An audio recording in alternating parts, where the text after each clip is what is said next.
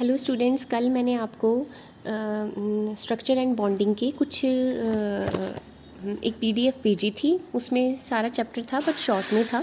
मैं एक बार वो डिस्कस कर देती हूँ, क्योंकि मैंने पीछे जब गूगल मीट पे क्लास लगाई थी तो मैंने inductive effect, electromagnetic effect, resonance effect पढ़ा दिया था।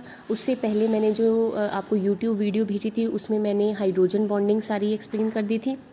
और उसके पहले वाली यूट्यूब वीडियो में मैंने आपको vital force theory and type of hybridisation वो सारा एक्सप्लेन कर दिया था। ठीक है, अब देख लेते हैं क्या क्या रह गया। बेसिकली वाइटल फोर्स थ्योरी में बता चुकी हूँ, ऑर्गेनिक केमिस्ट्री की डेफिनेशन में बता चुकी हूँ, nature of bonding in organic compound बता चुकी हूँ कि कार्बन कितने बॉन्ड बनाता है, 4 बॉन्ड बनाता है। हाइब्रिडाइजेशन भी मैंने उस दिन बता दी थी, पर एक बार मैं फिर से बता देती हूँ। हाइब्रिडाइजेशन क्या होता है? The process of intermixing of atomic orbital of same atom having slightly different energy and redistribution of their energy to form new orbital. Hybridisation basically क्या होता है बेटा? दो या दो से ज़्यादा अटोमिक ऑर्बिटल आपस में इंटरमिक्स करके न्यू ऑर्बिटल बनाते हैं, that is called hybrid orbital. Hybrid basically दो डिफरेंट ऑर्बिटल को मिक्स करने से बनते हैं। ठीक है, हाइब्रिड बेसिकली जैसे आपने कोई क्रॉप में सुना होगा कि ये फसल जो है, ये क्रॉप जो है हाइब्रिड है। हाइब्रिड मतलब दो डिफरेंट वैरायटीज़ के कॉम्बिनेशन से बनने वाली। सेम हाइब्रिडाइजेशन होती है, इंटरमिक्सिंग करनी है हमने अटोमिक ऑर्बिटल कंबाइन करने हैं बेटा, हाइब्रिड ऑर्बिटल बनने हैं। ठीक है जी, दो एटॉमिक ऑर्बिटल कंबाइन करेंगे तो दो ही हाइब्रिड ऑर्बिटल बनेंगे। ठीक है, हाइब्रिडाइजेशन की कंडीशन क्या होती है? हाइब्रिडाइजेशन की कंडीशन, पहली कंडीशन जो है, सिग्निफिकेंस फीचर ऑफ हाइब्रिडाइजेशन क्या है कि जो हाइब्रिड ऑर्बिटल बनते हैं उनका जो बॉन्ड होता है वो स्ट्रॉन्गर कोवलेंट बॉन्ड होता है as compare to atomic orbital. ये अटोमिक ऑर्बिटल है बेटा, ये अटोमिक ऑर्बिटल, ये अटोमिक ऑर्बिटल, और ये जो कंबाइन करके बने ये हैं हाइब्रिड ऑर्बिटल।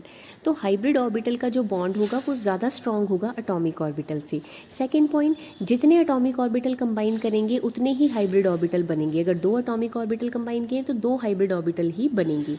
थर्ड पॉइंट, जो अटोमिक ऑर्बिटल कंबाइन कर रहे हैं उनकी एनर्जी और जो शेप है वो ऑलमोस्ट सेम होनी चाहिए, डिफरेंट ज़्यादा नहीं होनी चाहिए। जो हाइब्रिड ऑर्बिटल बनेंगे उनकी शेप और एनर्जी भी अटोमिक ऑर्बिटल से मिलती जुलती ही होगी।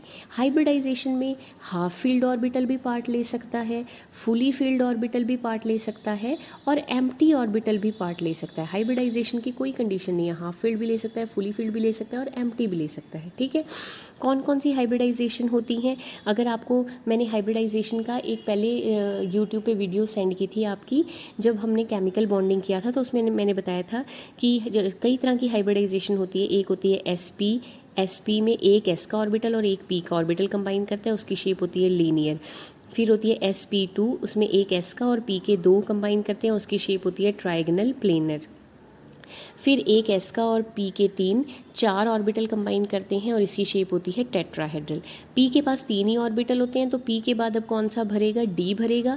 एक एस का, 3 पी के, एक डी का, 5 ऑर्बिटल कंबाइन करेंगे तो उसकी शेप होगी ट्राइगनल बाइपिरामिडल। ये सारी शेप मैंने आपको उस टॉपिक में बताई हैं जहाँ पे मैंने केमिकल बॉन्डिंग में ये बताया था how to draw shape of a molecule. ठीक है, तो मोड्स ऑफ हाइब्रिडाइजेशन कौन सी होती है? sp2, sp3, sp3d, sp3d2, sp3d3।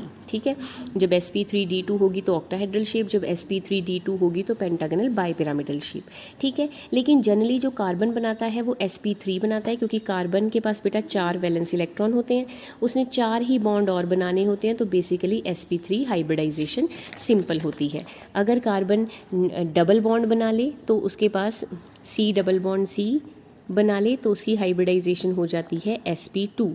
अगर कार्बन ट्रिपल बॉन्ड बना ले तो उसकी हाइब्रिडाइजेशन हो जाती है sp। ठीक है जी, अब देखो, अगर कार्बन ट्रिपल बॉन्ड बनाएगा तो इस कार्बन का एक सिग्मा, ट्रिपल बॉन्ड में होता है एक सिग्मा एक पाई, तो इस कार्बन के कितने बॉन्ड बन रहे हैं? 2 सिग्मा बॉन्ड बन रहे हैं। सिमिलरली इस कार्बन के कितने सिग्मा बॉन्ड बनेंगे? 2 सिग्मा बॉन्ड, तो हाइब्रिडाइजेशन होगी sp।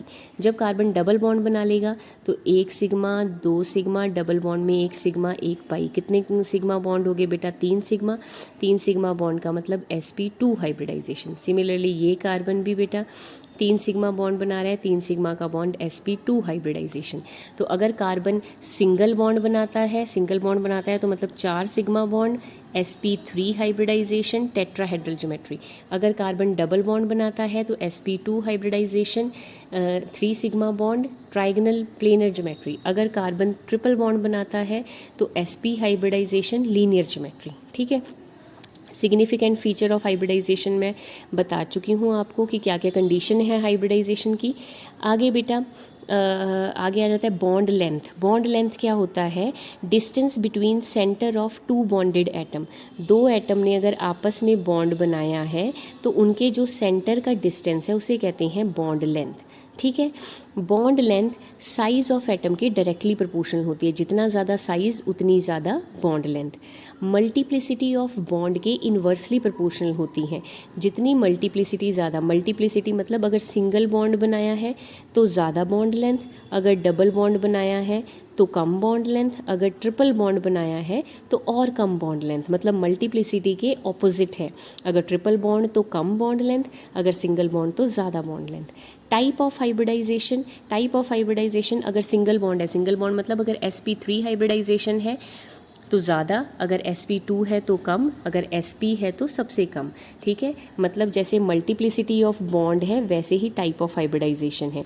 बॉन्ड लेंथ साइज के डायरेक्टली प्रोपोर्शनल होती है, multiplicity and type of hybridisation के इन्वर्सली प्रोपोर्शनल होती है। मतलब sp3 की बॉन्ड लेंथ ज़्यादा, फिर sp2, फिर sp। ठीक है, क्योंकि सिंगल बॉन्ड की बॉन्ड लेंथ ज़्यादा, सिंगल बॉन्ड मतलब sp3, डबल बॉन्ड मतलब sp2, ट्रिपल बॉन्ड मतलब sp। ठीक है। उसके बाद है बॉन्ड एनर्जी। बॉन्ड एनर्जी क्या होती है? जितनी एनर्जी आपको चाहिए एक बॉन्ड को तोड़ने के लिए, उसके एटम को सेपरेट करने के लिए, उसे कहते हैं बॉन्ड डिसोसिएशन एनर्जी या बॉन्ड एनर्जी। इसको हम किलो जाउल में लेते हैं। बॉन्ड एनर्जी इन्वर्सली प्रोपोर्शनल होती है साइज की। ठीक है। बॉन्ड एनर्जी साइज के इन्वर्सली प्रोपोर्शनल, मतलब जिसका साइज ज़्यादा उसकी बॉन्ड एनर्जी कम। बॉन्ड एनर्जी बॉन्ड लेंथ के भी इन्वर्सली प्रोपोर्शनल, मतलब जिसकी बॉन्ड लेंथ ज़्यादा उसकी भी बॉन्ड एनर्जी कम। जिसका बॉन्ड लंबा होगा बेटा वो जल्दी टूट जाएगा, इसका मतलब उसकी बॉन्ड एनर्जी कम होगी। नेचर ऑफ मॉलिक्यूल पे डिपेंड करता है। जिसका स्ट्रॉन्ग बॉन्ड होगा, जिसमें स्ट्रॉन्ग हाइड्रोजन बॉन्डिंग होगी, उसकी बॉन्ड एनर्जी ज़्यादा। जिसमें वीक बॉन्ड होगा उसकी बॉन्ड एनर्जी कम। जैसे अल्कोहल का बॉन्ड स्ट्रॉन्ग होता है, लेकिन नेल पेंट रिमूवर एसीटोन का बॉन्ड स्ट्रॉन्ग नहीं होता, इसीलिए पंखे की हवा से नेल पेंट रिमूवर उड़ जाता है, क्योंकि पंखे की हवा से ही उसका बॉन्ड टूट जाता है, उसकी बॉन्ड एनर्जी कम होती है। ठीक है। लेकिन अल्कोहल अगर मैं खोल के रखूँ बॉटल, दारू की बॉटल, तो वो पंखे की हवा से नहीं उड़ेगी, क्योंकि उसका बॉन्ड स्ट्रॉन्ग होता है, तो उसकी बॉन्ड एनर्जी ज़्यादा है। ठीक है। आगे है बॉन्ड एंगल। बॉन्ड एंगल होता है angle between the line representing the bonding orbitals. ठीक है। तो बॉन्ड एंगल का तो आपको बेटा लर्न करना पड़ेगा कि जो लीनियर होता है उसका बॉन्ड एंगल 180 डिग्री होता है। ट्राइगनल प्लेनर का बॉन्ड एंगल 120 डिग्री होता है। टेट्राहेड्रल का बॉन्ड एंगल 109 डिग्री होता है। अब टेट्राहेड्रल का बॉन्ड एंगल 109 डिग्री होता है। कार्बन के अगर चारों बॉन्ड बन रहे हो तो 109 डिग्री 28 मिनट। लेकिन अगर चार में से एक भी बॉन्ड की जगह लोन पेयर आ जाए, जैसे नाइट्रोजन में 4 बॉन्ड नहीं बनते, एक लोन पेयर आ जाता है, तो 109 से बॉन्ड एंगल हो जाता है 160।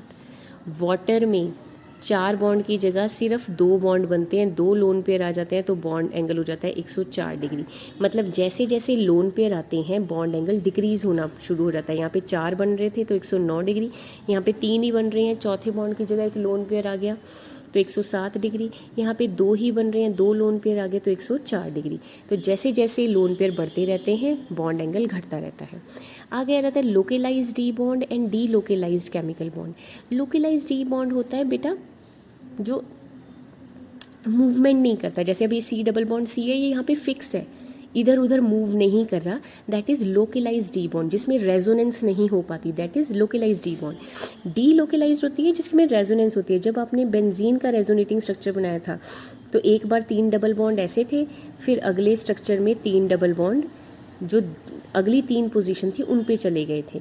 तो ओवरऑल जो रेजोनेटिंग स्ट्रक्चर था, रेजोनेटिंग हाइब्रिड था, उसमें जो डबल बॉन्ड था वो हर जगह पे डी लोकेलाइज था, हर जगह पे घूम रहा था। तो जो बॉन्ड हर जगह पे घूमे दैट इज डी लोकेलाइज्ड, जो एक जगह पे फिक्स रहे दैट इज लोकेलाइज्ड बॉन्ड। ठीक है। रेजोनेंस वाला डी लोकेलाइज्ड होता है। आगे है वंडरवॉल इंट्रैक्शन। क्या होती है वंडरवॉल इंट्रैक्शन? बहुत ही वीक फोर्स ऑफ इंट्रैक्शन है, बेसिकली नॉन पोलर मॉलिक्यूल के बीच में होती हैं। 2 नॉन पोलर मॉलिक्यूल के बीच में जो इंट्रैक्शन होगी that is van der Waals interaction. Van der Waals interaction का ओरिजिन कैसे हुआ? 2 नॉन पोलर मॉलिक्यूल है। नॉन पोलर मॉलिक्यूल बेटा जिनमें कोई भी चार्ज नहीं होता, पॉजिटिव नेगेटिव चार्ज नहीं होता, घूमते घूमते for a short period of time उन पे टेम्पररी कोई चार्ज डिवेल्प हो जाता है, उस चार्ज की वजह से वो एक दूसरे को अट्रैक्ट करते हैं, क्योंकि टेम्पररी चार्ज डिवेल्प हुआ है, एक्चुअल में नॉन पोलर मॉलिक्यूल पे कोई चार्ज नहीं होता। तो क्योंकि टेम्पररी डाइपोल डिवेल्प हुआ है, इसीलिए ये बहुत ही वीक फोर्स ऑफ अट्रैक्शन होती है। इसको लंडन फोर्स भी कहते हैं और डिस्पर्जन फोर्स भी कहते हैं। कौन कौन से फैक्टर जो है वंडरवॉल फोर्स को इफेक्ट करते हैं? पहला है number of electron in the molecule. Van der Waals forces number of electron की डायरेक्टली प्रोपोर्शनल है। जितनी ज़्यादा नंबर ऑफ इलेक्ट्रॉन होंगे उतनी ज़्यादा बेटा वंडरवॉल फोर्स ऑफ अट्रैक्शन होगी।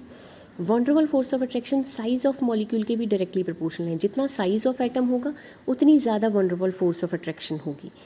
मॉलिक्यूलर शेप देखो, ये n पेंटेन है, 5 के 5 पेंटेन का साइज़ कितना बड़ा है, ये भी 5 है, लेकिन इनका जो साइज़ है वो ब्रांचिंग के कारण छोटा हो गया, तो इसकी शेप और साइज़ बड़ा है, तो इसकी वंडरवॉल फोर्स ऑफ अट्रैक्शन ज़्यादा होगी। इसकी शेप और साइज़ कम है, सरफेस एरिया कम है, इसकी वंडरवॉल फोर्स ऑफ अट्रैक्शन कम होगी। ठीक है। टेम्परेचर एंड प्रेशर पे भी van der Waals force of attraction effect करती है। लो टेम्परेचर और हाई प्रेशर, मतलब टेम्परेचर के इन्वर्सली प्रोपोर्शनल है, प्रेशर के डायरेक्टली प्रोपोर्शनल है। जितना टेम्परेचर कम होगा, जितना प्रेशर ज़्यादा होगा, उतनी ज़्यादा वंडरवॉल फोर्स ऑफ अट्रैक्शन ज़्यादा होगी। अगला टॉपिक है रेजोनेंस। रेजोनेंस के एग्जाम्पल, रेजोनेंस की कंडीशन और रेजोनेंस एनर्जी, ये सारा बेटा मैंने जब आपकी गूगल मीट पे क्लास लगाई थी तो मैंने उसमें समझाया था। ठीक है जी। नेक्स्ट है रेजोनेंस इफेक्ट। मैंने plus are effect, minus are effect दोनों के आपको स्ट्रक्चर बनाने सिखाए थे गूगल मीट क्लास में। ठीक है। उसके बाद नेक्स्ट टॉपिक है hyper conjugation. Hyper conjugation second chapter में मैं एक्सप्लेन करूँगी, तो इसको एक बार आप देख लेना, वो सेकंड चैप्टर कल हम शुरू करेंगे तो उसमें आ जाएगा। उसके बाद है बेटा inductive effect, electromeric effect, plus I, minus I, plus E, minus E, और हाइड्रोजन बॉन्डिंग। इंडक्टिव और इलेक्ट्रोमेरिक इफेक्ट मैंने गूगल मीट की क्लास में समझा चुकी हूँ, और हाइड्रोजन बॉन्डिंग मैंने आपको ऑलरेडी यूट्यूब पे वीडियो सेंड कर दी थी। आई होप आपने ये पूरा चैप्टर देख लिया होगा। मेरी तरफ से चैप्टर ख़त्म है, कल हम सेकंड चैप्टर शुरू करेंगे। ठीक है बेटा, किसी को कोई डाउट हो आप पूछ सकते हैं। Thank you.